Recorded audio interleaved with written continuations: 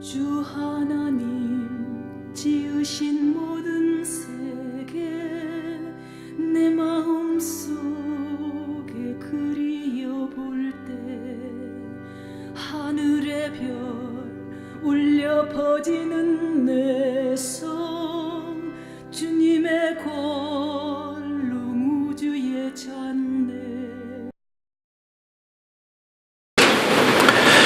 교회가 이 세상에 하나님이 불러서 세상을 변화시키도록 세상에 보냄을 받은 하나님의 거룩한 공동체인데, 실제로 오늘날의 교회는 세상을 변화시키지 못하고 있습니다. 도리어 세상에 영향을 받아가지고 교회가 세상인지 세상의 교회인지 구분이 모호해져 버린 그런 경계의 위치에 서 있습니다. 오늘날 크게 영향을 미치는 이 방송 분야, 특히 기독교 방송에도 보면은 그 방송의 내용들, 프로그램들 특별한 돈을 들여가지고 거기에 그 강사들을 초청해서 불러서 강의한 내용들을 가만히 보면은 거의 대부분의 이야기가 사람이 자기 스스로의 노력과 또 공부를 통해서 얼만큼 인간적으로 더 나은 사람이 될 수 있는가에 대한 그런 성품적인 이야기, 윤리적인 이야기, 또 인간의 성공할 수 있는 그런 처세에 대한 인본적인 그런 이야기들이 꾸준히 사람들이 듣기 좋은 그런 재미를 섞어가지고 방송되고 있는 것을 보게 됩니다. 그렇게 해가지고 오늘 우리의 삶에 진정한 변화가 올 수 있을까 의문이죠. 소금은 3%라는 아주 미미한 작은 그러한 소금기의 도수를 가지고 있지만은 그 거대한 바다의 대양, 바닷물 전체를 완전히 짜게 만드는, 바닷물을 소금물로 만드는 그러한 능력이 있습니다. 주님은 우리에게 너희는 세상에 바로 그 소금이 되어라고 그랬는데, 오늘날 우리가 그 역할을 하고 있느냐 하는 것이죠. 우리 한국교회는 현재 작게는 15%, 많게는 25%의 기독교 인구가 있습니다. 최하층의 천민에서부터 시작한 기독교 인구가 지금은 우리 한국의 최상층의 그런 그룹으로 도약했고, 정치, 경제, 종교, 문화, 그 어떤 분야든지 다 기독교인들이 거기에서 리더로 서 있는 것을 보게 됩니다. 그런데 문제는 그런 직분과 직책과 사회적인 그런 영향력을 가지고 있는 위치에 있고, 교회가 그 도시의 명물로서 가장 잘 지은 건축물로 상을 받고, 교단들마다 그 교인들이 숫자가 많다고 자랑을 하는 그런 그 교단의 자랑, 그리고 교단에서 높은 직위와 위치를 맡아가지고 누구든지 가면 그 앞에 고개를 숙이는 그런 직분과 직책을 자랑하지만은, 오늘날의 교회가 세상을 변혁시키고 있느냐 하는 것입니다. 안타까운 일이지만 실제로 교인들의 가정이 그 자신이 있는 머물고 있는 그 가정의 식구들도 구원시키지 못하는 현실이라는 것이죠. 한국교회 유명한 가정사역을 하는 어느 목사님과 사모님이 있었습니다. 아주 내노라는 그러한 사역자인데 많은 가정사역을 했습니다. 얼마 후에 이제 소문이 났습니다. 이혼했습니다. 어찌 된 걸까요? 그런 것은 아예 어떤 작은 단면의 이야기들이잖아요. 그러니까 오늘 우리의 신앙이 이제 근본적 뭔가 문제가 있다는 것이죠. 오늘 우리 한국 교회는 130년 만에 딱 한 세기가 지나가면서 완전히 세속화되었습니다. 세상적으로 되었다 그런 말이죠. 교회가 교회다움의 그 본질을 가져야 하는데, 그 하나님 앞에서 그러한 교회의 본질을 세상에 있는 것들과 희석되어 가지고 완전히 진정한 하나님의 백성으로서의 정체성을 잃어버렸다 하는 것이죠. 그리고 오늘날 한국 교회는 개혁을 해 가야 합니다. 500년 전에 중세 1500년의 기독교가 세속화되고 타락해 간 그것을 종교 개혁했던 것과 같이 오늘날 한국 교회는 다시 한번 개혁하지 않으면 안 되는 위치에 있다는 것이죠. 어떻게 한국 교회가 지금 개혁해 가야 하느냐? 그냥 들고만 성경책을 다니는 것이 아니라 오늘날 그냥 우리가 형식적으로 가지고 다니는 성경으로 있는 것이 아니라 그 성경에 있는 그 말씀, 그 내용 그 자체를 내 안에 완전히 말씀이 육신이 되도록 인격화시켜 나가는 말씀의 회복, 그리고 말씀을 통해 내 자신의 속사람이 거듭나고 변화되어서 그 안에 확실한 새로운 존재라는 하나님의 성령의 인치심, 그래서 새 영을 소유하는 그런 가운데서 오늘 우리 그리스도인이 참되운 경건을 회복해 가는 그런 본질의 회복이 필요하다 하는 것입니다. 그리스도인의 경건입니다.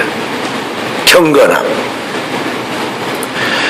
우리 어렸을 때는 교회에 나와서 예배할 때 목사님은 1년에 한 번, 많으면 무슨 일 있으면 2번 보고, 시골교회 성경학교 다니는 전도사님 또는 어떻게 보면 어떤 때는 저 신학교 다니는 전도사님들이 와서 목회를 하셨어요. 그때는 그렇게 귀했습니다.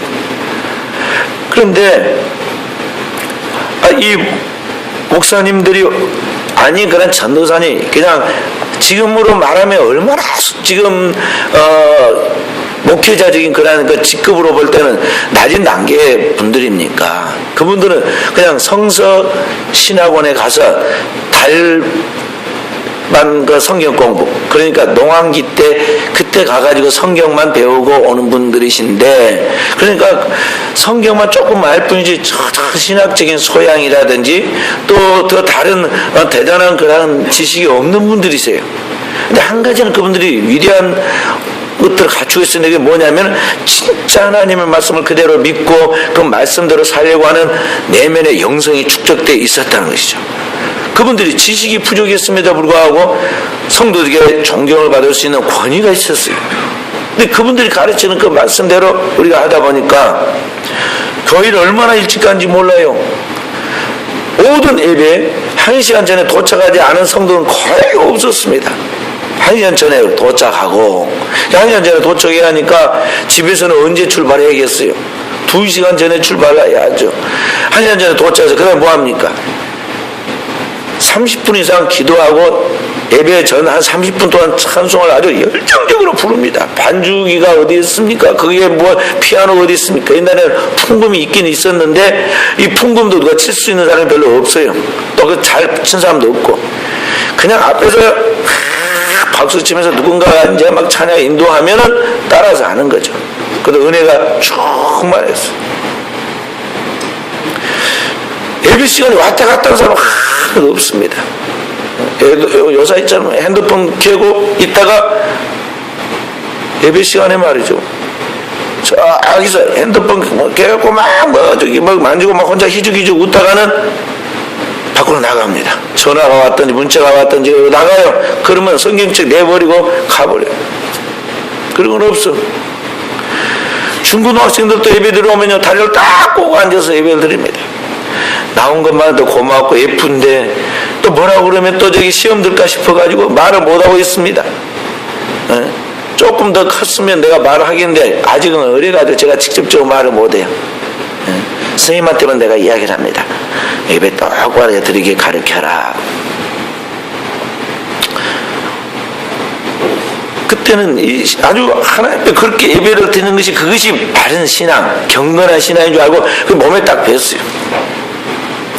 제가 85년도에 목사 한 수를 받기위하여 순천에 왔을 때 순천에 제일 큰 교회가 순천 제일교회였어요.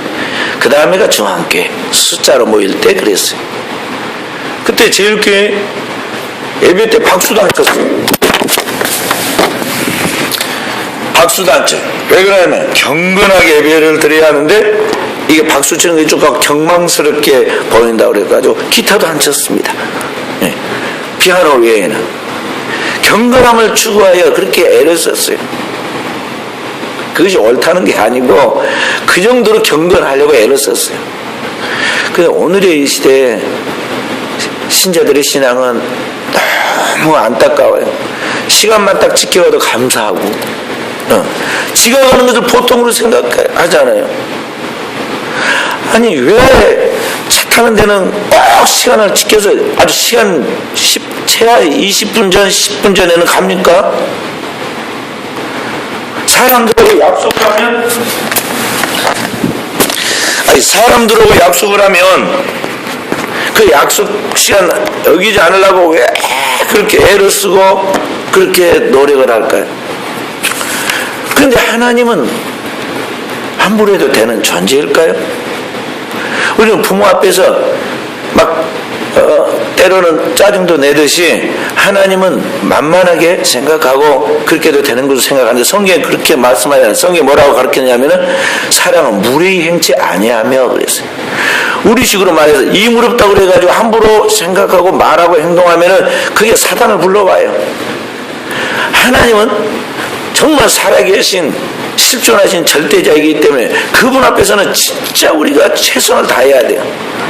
사람 앞에는 조금 유도리를 둬도 돼요. 왜냐면 같은 사람이니까. 근데 우리 거꾸로 뒤집어서 합니다. 절대적인 것은 함부로 하고 유한하고 그렇게 중요하지 않은 것은 코가 땅에 닿을 만큼 막 예의를 지키고 정성을 다 드리고 그렇게 하잖아요. 무엇이 참인지 무엇이 참이 아닌지를 구분하지 못하는 것이죠. 그래서 오늘 여러분과 저는 하나님 앞에서 진정한 신앙의 회복을, 다른 거 보지 말고 다른 유행을 따르지 말고 세상 돌아가는 것에 대해서 거기에 같이 나도 모르게 몸이 배는 것을 거기에 맞추려 하지 말고 교회, 우리 순천 은혜 교회를 통해서 하나님의 말씀을 받고 은혜 받고 훈련 받은 대로 여기에서 철저한 무장을 하라 하는 것입니다. 할렐루야. 왜 그러합니까? 교회가 세상을 변화시켜서 하나님께로 인도하는 유일한 이 세상의 희망이기 때문에 그러하다는 것입니다. 이 세상이 물로 심판에 멸망받게 됐을 때 노아의 방주가 유일한 희망이었던 것 같이 오늘날 이 멸망의 세상에 유일한 남아있는 희망이 뭐냐면 교회라는 것이죠. 그렇기 때문에 이 교회는 세상의 희망이 되어야 하겠습니다. 오늘 희망을 만들어가는 주체인 교회의 그 구성원인, 공동체의 그 구성원인 우리 성도들이 그렇기 때문에 바로 그 자신이 바로 서야겠고 세상에 우리가 바로 그 중요한 핵심을 전해줘야 돼요. 세상은 성경도 보지 않고 하나님도 알지 못하고 믿지 않고, 그런데 교회가 세상에 그 희망을 줘야 한다는 거죠. 그럼 여러분과 저는 뭐냐? 바로 그 하나님을 믿고 세상 사람들에게 하나님을 보여주는 사람이 돼야 돼요. 우리가 세상에 예수를 보여주자 하는 것이죠. 세상의 희망은 교회인데 바로 그 희망이 예수 그리스도이기 때문에 예수 그리스도를 통해서 어느 물과 성령으로 거듭나서 하나님의 나라를 바라보고 달려가는 바로 우리 성도들이 분명한 신앙의 삶이 무엇이고 희망이 무엇인가에 대한 것을 매일 매순간 삶 속에서 그것을 우리가 보여주자는 것이죠. 그래서 여기에 여러분들의 신앙에 고민이 있어요. 우리는 땅에 살고 있고 육체를 가지고 있고 죄악된 그런 속성이 많이 있어서 아직도 안 되는데 하나님은 너무나 큰 것을, 너무나 많은 것을, 너무나 대단한 것을 요구하시잖아요. 그죠? 그래서 여기에 여러분들의 고민이 있어야 돼요.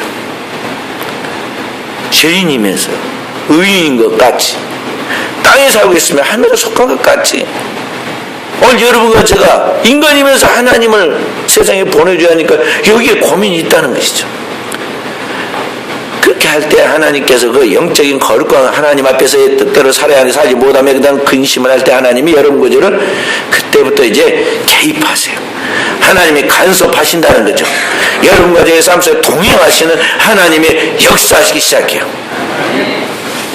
고민 안 하는 사람은 아무것도 안 되는 거예요. 공부 잘하는 학생은요 처음부터 잘한 거 아닙니다. 고민 많이 해가지고 방법을 찾고 노력을 하다 보니까 공부가 잘 된 거예요. 그러니까 오늘 신앙인은 처음부터 하늘로 뚝 떨어져 나온 천사는 없어요. 하늘로부터 내려와가지고 처음부터 거룩하게 사는 그런 천사 같은 성자는 없다니까요. 다 제 덩어리들인데 오늘 여러분 가지고 어떻게 그렇게 살 것인가 해요. 거룩한 근심으로 많이 고민해야 돼요. 그게 뭐냐? 그게 회개예요. 기도는 회개이고 회개는 하나님 뜻대로 살고 싶은 근심이죠. 무슨 말이 필요 없어요, 사실은. 거룩한 근심. 그런 가운데 하나님이 이제 내가 하나님 앞에서 마음을 다해서 기도하고 회개하는데 인력으로 안 되니까, 기도가 인력으로 안 돼요. 그래서 성령으로 나를 도와주십니다. 성령으로 말할 수 없는 탄식으로 내 안에서 기도해줘요, 대신. 그러니까 내가 이제 성령을 따라 기도하게 되고, 이렇게 이제 눈물, 콧물 다 쏟고 내 안에 성령의 역사심을 따라 기도하다 보니까 내게서 서서히 빠져나가는 것들이 있어요. 이 죄악된 것들이 빠져나가기 시작하죠. 그리고 그것이 다 빠져나가면서 죄를 사함받은 그리스도의 피로 정결하게 씻어진 하나님의 사람 되었음에 대하여 하나님의 영이 나를 딱 인치시고 내 안에 들어와서 좌정하기 시작해요. 그래서 영적 사람이 되는 거예요. 그리스도에는 그래서 예수 믿고 예수의 피로 물과 그리고 그의 부어주신 성령으로 거듭나서 신령한 영적 사람으로 살아가는 사람이 된다는 것입니다. 그러니까 성도 여러분, 주일날 그리스도인이 교회 옷 예쁘게 차려입고 그리고 교회에 나왔다가 예배 드리고 갔으니까 이제 하나님이 함께 해주시고 그래도 제 주일은 안 범했으니까 괜찮겠지, 그렇게 한다고 해서 그 사람이 다 되느냐? 절대 아니다는 걸 알아야 합니다. 우리 교인들만은 절대 그렇게 자신을 속여서는 안 돼요. 오늘 하나님의 자녀인 여러분과 저는 이 교회에서 이제 집중해서 하나님의 말씀을 들어가지고 이 말씀을 완전히 일주일 동안 자기 것으로 소화시켜야 합니다. 그래서 제가 일주일 내내 묵상을 한 거예요. 제가 말씀 전학거리 많이 있었는데 그걸 다 못하니까, 시간이 안 돼 못하니까 핵심적인 것만 일주일 동안 묵상을 주일학교부터 중고등부 작년부까지 똑같은 말씀을 주이고, 그 다음에 이제 새벽 기도 때 꾸준히 말씀, 또 금요 기도회 때 꾸준히 또 전하는 그러한 말씀들이 있어요. 그러니까 성도들이 그 모든 균형을 이루어가도록, 영적 균형을 이루어가기 위해서는 이 예배의 성공자 될 이유가 거기에 있는 것이죠. 어쨌든 주일날 받은 말씀을 가지고는 우리 성도들이 일주일 동안 자꾸 실천하는 연습을 해야 돼요. 영적 경건의 연습을 해야 한다는 것이죠. 그렇게 해서 여러분과 저에게 주님이 내가 되고 내가 주님이 되고, 주님의 생각이 나의 생각으로, 주님처럼 생각하고 주님처럼 말하고 주님처럼 행동하는 게 나의 생활의 습관이 되고 인격이 되고 나의 삶을 구성하게 되어서 세상에 그 영향력이 나타나도록, 소금이 그 영향을 나타내듯이 영향을 나타내도록 세상 땅끝까지 그 영향력이, 인플루언스가 파급되도록 그렇게 해야 한다는 것입니다. 그것이 오늘 내 자신을 연단하라 하는 것입니다. 세상은 끝없이 세상에 막 희한한 거 많죠. 뉴스거리, 구경거리, 뭐 이야기거리 소재투성입니다. 심심치 않습니다. 사람들은 혼자 가만히 못 있어요. 누가 무슨 말하면 그 듣고 싶어가지고 뭔 말하는가 보자 하고 막 자기를 안 끼워주고 막 굉장히 서운해하고 그러잖아요. 홀로 잊지 못하는 그런 두려움이 있어요. 크리스찬은요 그럴 거 없어요. 하나님 앞에 머물러 있는 법을 배워야 돼요. 혼자 있으면 복이야. 왜 교도소에 있는 사람들이 예수를 많이 믿을까요? 왜 군대 가 있는 사람들이 예수를 많이 믿을까요? 사람 자기하고 어울려 노는 친구가 다 끊어지니까 말이요, 이제는 땅에서 다치니까 하늘을 뚫기 시작하는 거예요. 그래서 고난이 복이 됐죠. 여러분 그저에게 친구가 없음, 지금 주변에 사람이 없으면 그걸 다행으로 생각하고 그때 하나님 앞에 막 매달려야 돼. 왜 그러냐면 세상 교과서에는 없는, 사람들이 도덕과 윤리와 철학에서 가르쳐주지 않는 것들을 성경이 우리에게 가르쳐주죠. 그게 뭡니까? 인간 내 속에 깊은 하나의 그 무서운 존재가 들어있는데, 그게 뭐냐면 내 속에 죄의 속성이 들어있다는 것이죠. 예수를 믿어도 교회를 다녀도 내 안에 죄의 깊은 그 근성이 들어있어요. 그건 똑같습니다. 최초에 아담이 따먹었던 선악과처럼 육신의 정욕, 안목의 정욕, 이생의 자랑의 그 죄의 속성에 있어서 그 죄와 세상에서부터 마귀가 역사하고 있는 그런 가운데서 범죄하게 만드는 그런 죄가 있는데 그걸 원죄라고 그래요. 인간의 타고난 죄가, 원죄가 내게 지금 유전되어 내려오고 있고, 오늘 이런 죄인들이 살고 있는 이 세상은 완전히 죄악된 세상이고 죄의 난장판이죠. 그런 죄악된 것들이 이 시대에 가면을 쓰고, 문화라는 가면을 쓰고, 예술이라는 가면을 쓰고, 상업이라는 그런 가면과 경제의 가면을 쓰고 우리에게 다가와가지고 우리의 그 내면의 그 죄악된 욕구와 함께 맞장구를 치려고 합니다. 그 자기가 좋아하는 것이 있어요. 그런 것이 딱 자기의 기회가 다가오면은요, 순식간에 딱 범죄합니다. 가룟 유다가 선택받은 주님의 12사도였고 하늘나라를 바라보고 달려가는 주님의 천국 12기둥이 되는 사람이었는데, 원래 그 속에 세상에 대한 명예와 함께 이 물질적 성공에 대한 욕심이 있었던 사람인지라 예수님이 그가 계산이 빠른 줄 알고 영리한 줄 알고 돈깨를 맡겼더니 거기서부터 손대기 시작하고 나중에 가서는 예수님을 팔아가지고 큰 한몫처리를 하는 그런 잘못된 생각으로까지 번져나가죠. 근데 그게 단순한 가룟 유대의 창안적 생각이 아니라 성경 말씀하시기를 마귀가 벌써 가룟 유다의 마음속에 예수를 팔려는 생각을 넣었더니 그랬어요. 그러니까 단순한 그런 생각이 아니에요. 오늘 우리의 생각 이면에는, 세상으로부터 들어오는 생각의 이면에는 우리의 약점을 잘 알고 있는 이 공중의 권세자고 원수 마귀가 계속 우리를 넘어뜨리려 지금 우리 주변을 서성거리고 있다가 그 어느 순간에 계기가 되니까 딱 스파크가 일어났다는 것이죠. 그리고 그게 한번 넘어진 가룟 유다는 결국에는 지옥에 들어갈 때까지는 스스로는 수습을 못합니다. 하나님이 일으켜주지 않는 이상은 스스로 일어나지 못해요. 뉘우치긴 뉘우쳤어요.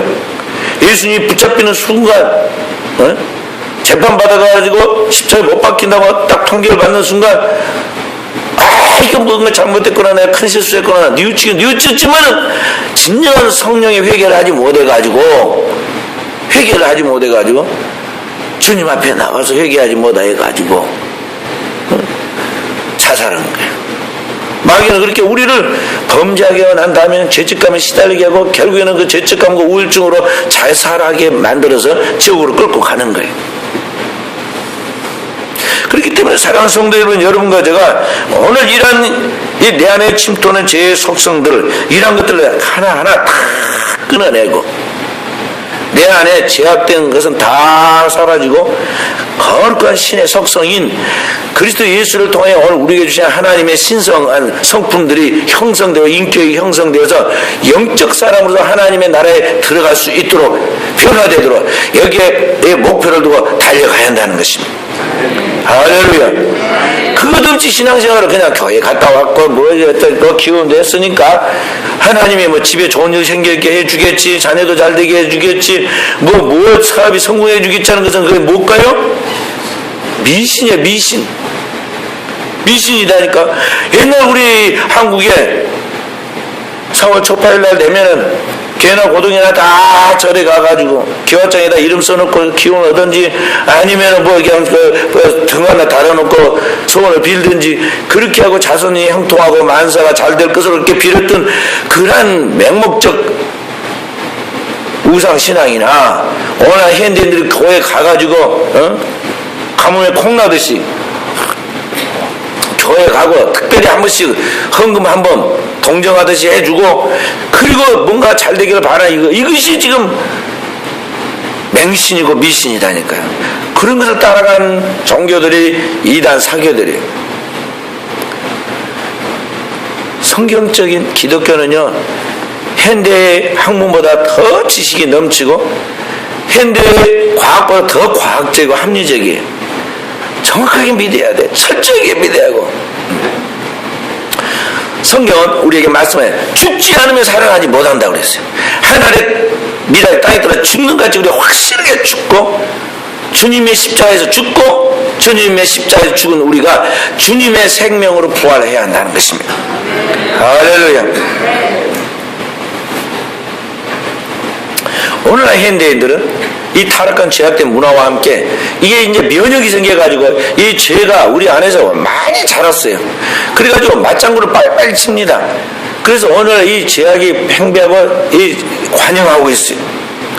현대인들은 내 속에 있는 그 죄성이 세상과 끊임없이 죄를 짓게 만들고 죄를 지으면서 그런 잘못된 습관들이 내 안에 중독을 불러일으켜요. 이 현대인들의 큰 문제점 중에 하나가 중독이에요. 중독. 자기 중독 안 걸렸다고 생각하는 사람은 이 사람 좀 이상한 사람이에요. 뭔가 지금 중독이 걸려있어. 성질 팍팍 내는 것도 이게 문제예요. 에이? 또 자꾸 욕을 하는 것도 그것도 그러고 폭력을 쓰는 것도 그러고 이게 다 이게 중독성과 관계되는 거예요. 음란의 중독, 알코올의 중독, 도박의 중독. 이 중독이 다음 세대로까지 계속 이어져 나간다는 걸 알아야 돼요. 대물림을 해요. 빈 곳만 악순환하는 것이 아니라 폭력도 대물림하고 다 그렇게 되는 거예요. 악은 또 쌓은 악에서 악을 낳고 주님이 그랬잖아요. 어떤 40대 사람이 병원에서 알코올 치료를 받아야 하는데 그가 내가 무슨 알코올 환자냐고 그러면서 그렇게 막 난리를 하니까 목사님께 상담을 시켰어요. 그 목사님이 이제 그 사람을 불러놓고 이야기를 합니다. 그러면서 이야기를 하다가 당신 아버지는 어떻게 하셨느냐 하고 자기 이제 가정 이야기를 물어봤습니다. 그러니까 이야기를 합니다. 우리 아버지는 술만 잡쌌다면은 완전히 폭력이 나서 엄마를 막 개패듯이 쥐어패고 집에 있는 사람을 못 살게 괴롭히고 막 이야기를 하면서 아버지도 아니다고 그러고 그 얘기다 자기가 깜짝 놀라가지고 그러고 보니까 내가 꼭 우리 아버지 같이 지금 하고 있다고 그런 거예요. 폭력의 대물림이죠. 성경에 보면 다윗의 이야기가 나옵니다. 다윗이 이방 햇사람 충신으로 다윗 밑에 와서 변화되어서 충성하는 우리아의 아내, 그 이방 여인이죠. 우리아의 아내를 보고 범죄합니다. 그런데 그것이 그걸로 끝나지 아니하고 나중에 다윗의 큰아들인 암논이 이상한 짓을 합니다. 암논이 자기 이복 여동생인 압살롬의 누이 동생인 다마를 불러다가 강간을 했습니다.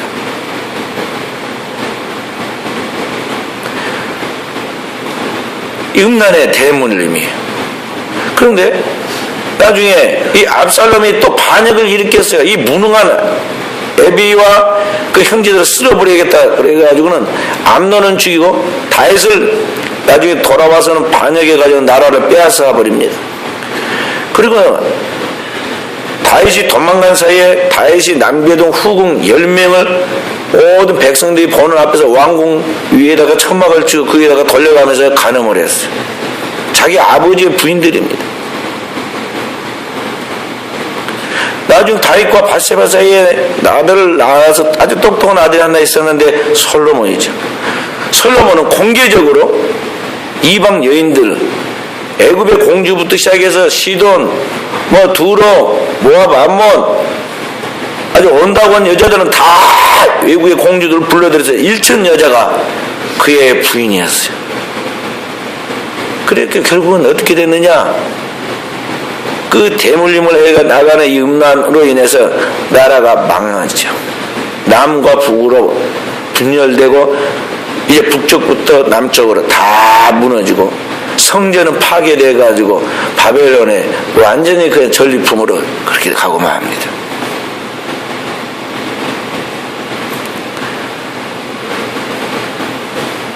그러니까 오늘 우리 사랑하는 성도 여러분, 인간 사는 것이 그냥 사는 게 아니다는 걸 알아야 돼. 이런 것들이 오늘 우리 사이에 막 완전히 팽개돼. 저 사람이 누군지 우리가 껍데기 밖으로 몰라요. 몰라. 좋으면 다 좋은 게 아니에요. 우리나라는 옛날에, 우리나라뿐만 아니라 모든 나라의 통치자들이 뭘 했느냐면, 제일 경계의 1호가 뭐냐면 반역의 무리들이, 왕을 들고 일어나서 대적하는 반역자들에 대해서 너무나 가혹하기만큼 아주 통제를 했죠. 우리나라 같은 경우는 3족을 매라죠. 어떤 나라는, 외국에는 9족을 매란 나라들도 있어요. 성경에 보면은 반역한 사람들은 다음 반역한 사람을 일어나지 못하게 하기 위해서 그의 일가 친척뿐만 아니라 친구들까지 다 쓸어버립니다. 그런 이야기는 나와요.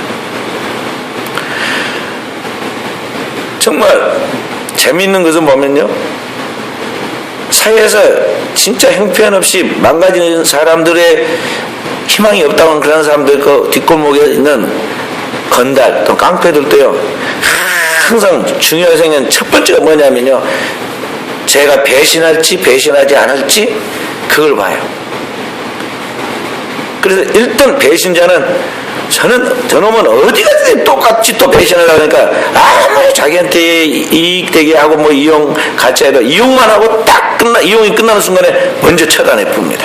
뒷골목에 건달도 다 그렇게 자기가 다 사는 국민은 알아요. 반역이 또 다른 반역을 불러온다는 것을 다 알고 있는 거죠. 자살도 마찬가지예요. 자살한 사람들도, 자살 안 하는 집안은 절대 자살 안 합니다. 한 명도. 근데 보면 이상하게 자살한 집에는, 할아버지 집에서도 때도 누군가 자살했는데 아버지 때도 누가 자살하고 자녀 때 와서 또 자살하고 형제도 자살합니다. 꼭 그래요. 그러니까 이 죄의 강력한 속성들은 그 당대만을 오염시켜서 파괴시키는 게 아니라 그 안에 끊임없이 이게 대물림을 해가면서 파괴시켜 나간다는 걸 우리가 알아야 한다는 거죠. 그래서 그것을 끌어내야 돼요. 누군가가 끊어내야 하는데 누가 끊어내야 하냐? 바로 내 자신이 내 때 끊어내야 한다는 것입니다. 이것이 우리 성도들이 하나님 앞에서 신앙생활하면서 깊이 회개하고 또 회개하면서 내 자신을 정화시켜야 할 이유인 것입니다. 성도의 거룩한 습관을 통해서 어느 하나님 앞에서 경건함이 이루어져야 하는데, 이러한 하나님의 백성 나온 경건성은 결코 한두 번 해서 그래서 되는 것이 아닙니다. 사람이 넘어지고 난다면요, 그때는 다시는 이러지 않아야지, 내가 왜 이렇게 사람도 아니까, 그리고 막 후회도 하고 회개도 한 것 같고 이제 새 마음으로 출발 갔습니다.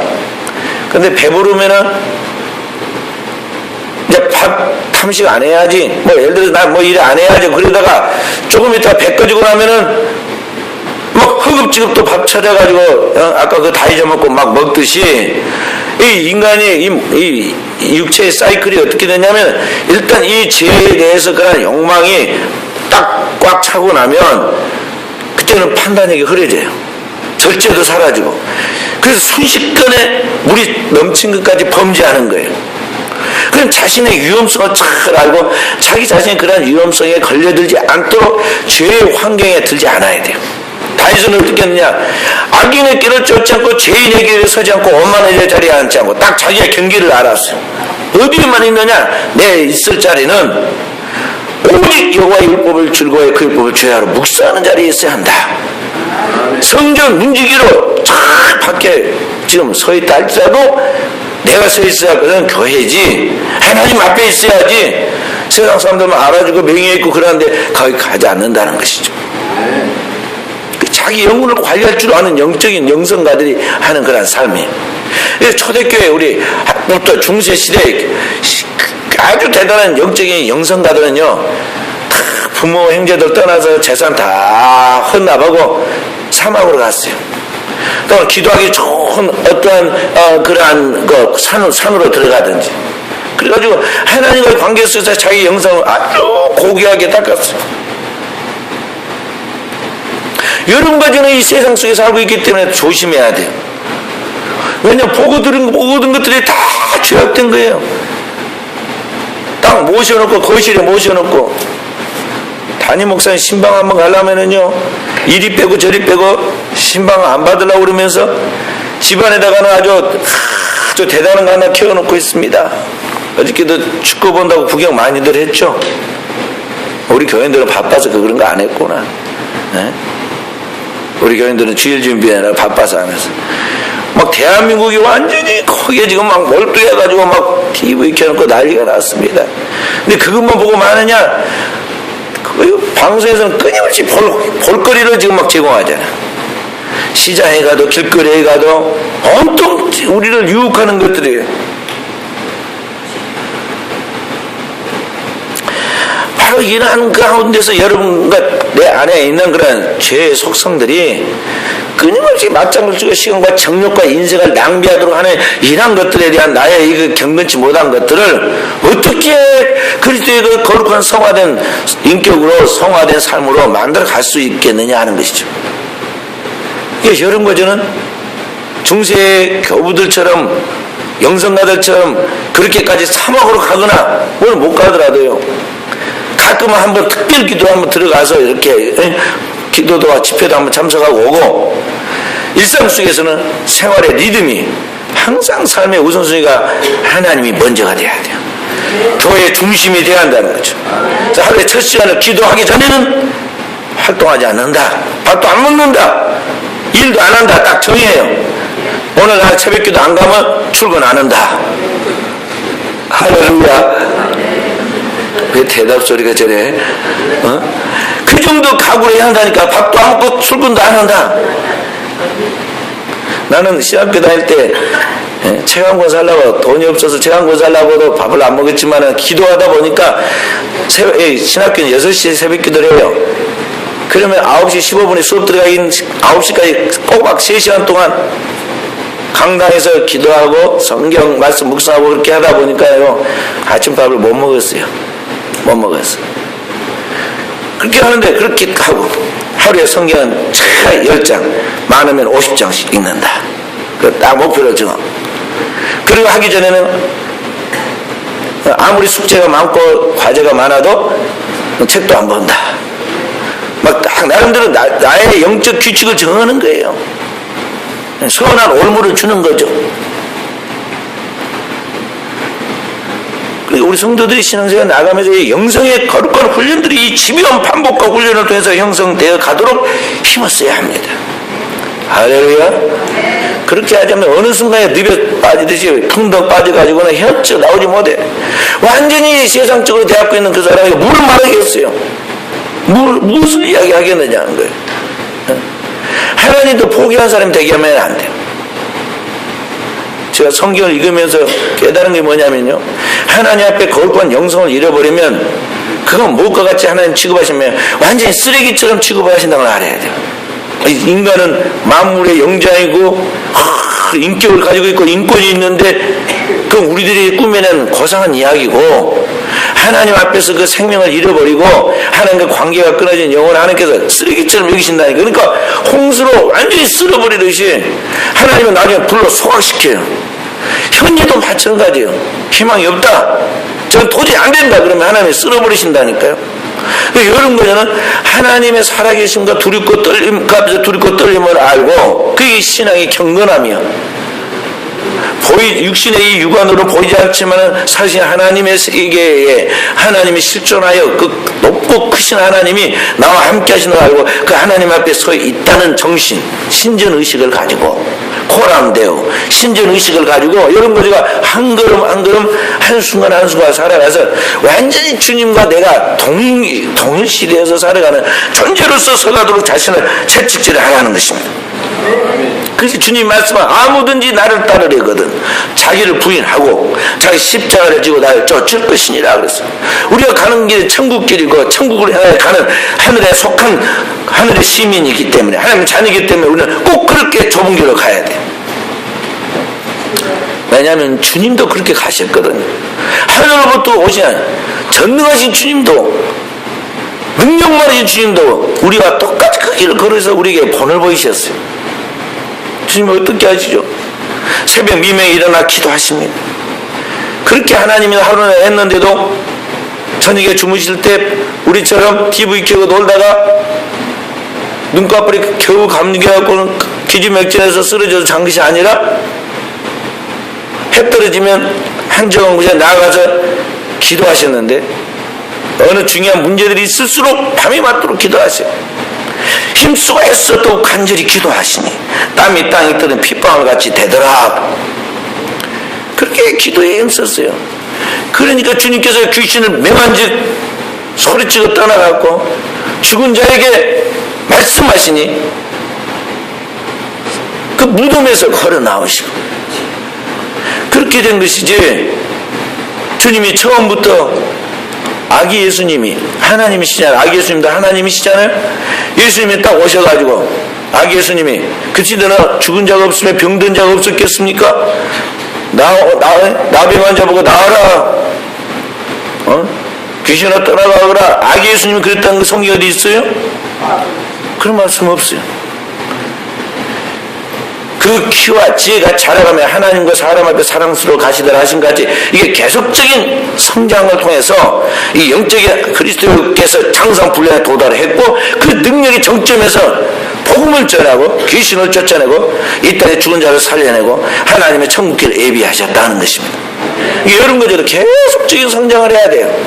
영적 성장이 하나님의 기쁨이에요. 할렐루야. 아기 키운 거 고생이에요.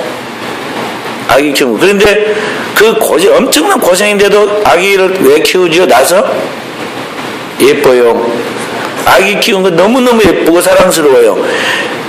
그러니까 그 기쁨이 너무 크고 사랑이 너무 크니까 그 고통을 잊어버리는 거죠. 그래서 또 나서 또 키우고 그렇게 하죠. 그리고 아이에게서 부모의 보람과 자랑은 뭐냐면 아이가 계속 성장하고 발전해 간다는 것이죠. 기특하죠. 신통하죠. 기적 같아요. 그래도 이런 것들가 하나님의 기쁨이 되고 하나님의 자랑이 되고 하나님의 희망이 돼야 하는데 우리가 그러냐 하는 것이죠. 어쩐지 좀 갈수록 좀 이상해지네. 저 성도가 왜 자꾸 신앙이 점점 세속화돼 가고 이상한 길로 빠져가지 근심이 된다. 이렇게 되어서는 안 된다는 것이죠. 재물이 늘어도 거기에 치심하지 말라 그랬어. 아무리 성공의 정점에서 사람들이 다 만인이 부러운 위치에 올라도 만국의 영화가 와도 이런 것들은 딱 그걸 다스릴 수 있어야 돼. 할렐루야. 이번만. 마귀는 꼭 그렇게 말해. 이번만. 다음부터는 이제 그러지 말고 이번만. 아니에요. 한 번이 중요해. 한 번 넘어지면 두 번도 넘어져. 그래서 이런 거는 영적 사람으로 살아가기 위해서는요, 처음에 딱 분별력을 가져야 돼. 처음을 중요해요. 처음 분별 가지고 딱 오면은 딱 물리쳐야 돼. 할렐루야. 그 영적 센스, 영감이 있어야 한다는 거죠. 영감. 오면은 느껴야 돼. 유명한 축구 선수들이 어떻게 합니까? 자, 앞으로 공이 몇 도 각도에서 올 것이다. 나는 몇 도 각도로 발로 차야겠다. 뭐 그렇게 해서 공을 찰까요? 그냥 본능적인 감각이 있어요. 그랬고 몸을 막 휘두르는 거예요. 손발을. 그래서 이런 거는 영적인 하나님의 나라의 선수이고 하나님 나라의 십자가의 군사이고 하나님의 나라를 개척해내가는 일꾼들이에요. 그러니까 계속적인 영적 생활을 통해서 이 영적 체질이 몸에 딱 배어 있어야 하는 거죠. 온다. 뭔가 모르지만 어둠의 세력이 나를 향해 지금 오고 있구나. 벌써 느끼고 있는 거예요. 시험이 오고 있구나. 템프테이션, 유혹이 오고 있구나. 오는 거죠. 이걸 어떻게 물리칠 것인가에 대해 딱 대비해야 돼요. 벌써 영감 있는 사람은요, 최소한 3일 전부터 막 옵니다. 느껴집니다. 뭐가 온다. 뭔가 모르잖아. 딱 가까이 와갖고 보면은 이제, 여기 이거였구나. 꿈에 보이기도 합니다. 이제 딱 앞에서 만나가지고 이야기하면, 여기 이것이었구나. 딱 와요. 그때 성령이 그 하나님 말씀을 잘라내는 거죠. 그 사람은 넘어지지 않아요. 근데 아무리 생각도 준비도 없지. 그냥 살아가는 사람은요, 마귀가 와가지고 그냥 그 잡아먹으려고 완전히 모의감으로 지금 생각하고 와고 있는데 거기서 벌렁 누워가지고 나 잡아 잡수세요 하고는 거기 그러고 있는 거예요. 그래서 사랑하는 성도 여러분과 제가 오늘의 이 시대에 이 어둠의 영을 이기고 승리할 수 있도록 날마다 예수 그리스도의 그 십자가의 보혈의 피와 그 보혈의 복음의 말씀을 붙들고 기도하는 가운데 하나님이 내 속에서 역사하시도록, 성령은 진리의 영이에요. 진리의 성령이 내 안에서 말씀을 타고 운행하시도록 내 자신을 단장하고 훈련시켜 나가야겠어요. 오늘 에베소서를 보면은 에베소 6장 10절부터 그렇게 말씀하고 있습니다. 정말로 형제들아 너희가 주와 그 힘의 능력으로 강건하여 지고 마귀의 계계를 능히 대적하게 할 수 있도록 성령의 검과 하나님의 말씀을 가지라 그랬어요. 하나님의 전신갑주를 입고 성령의 검과 하나님의 말씀을 가지라 그랬어요. 여러분 저는 이 종말의 시대에 어둠의 거대한 세력들이 어떤 방에 어떻게 우리에게 다가오도 그 물리치서 대항해 나갈 수 있을 만큼의 영적인 자기 준비를 통해서 하나님의 전신갑주로 무장하고 그런 마귀의 세력들이 접근할 때는 순식간에 그걸 제압해 나갈 수 있는 하나님의 무기의 성령의 검으로 치고 나가라는 것이죠. 할렐루야.